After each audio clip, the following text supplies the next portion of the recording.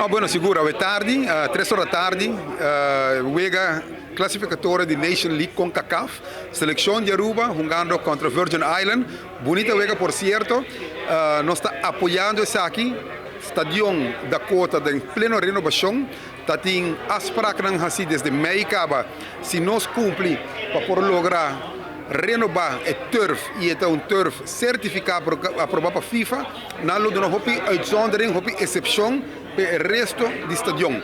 E assim nós percorremos para vai de acordo com CONCACAF, com a Aruba Football Bond, que trabalha duro atrás disso aqui, e agora depois de 7 anos, desde 2016, não estava tendo aqui dentro, o stadion na Aruba, não estava um stadion aprovado, e nós por mira, nossa seleção masculina, desde 2016, para o primeiro viagem jogando na Aruba, e se nós por lograr mirar um pouco mais para riba, é fanaticada, anche da 3 horas tarde, a respaldar a Aruba em sua totalidade.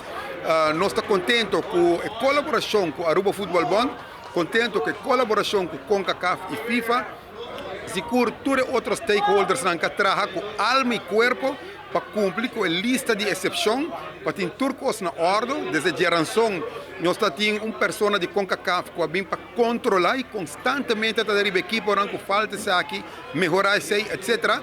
Mas junto da equipe, nós logra para Aruba, que se promove na casa e nós estamos orgulhosos disso aqui. Éxito, Aruba! Aruba hace un tremendo papel en deporte de fútbol. Nos Paraguay, un tremendo juega, camina Aruba a ganar 3-1 y me quiere, fue fanaticada grande.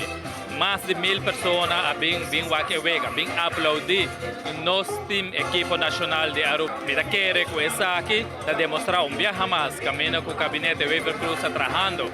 Seguramente el señor ministro Andy Cruz está poniendo un tremendo empeño para seguir mejorar la calidad de deporte en Aruba.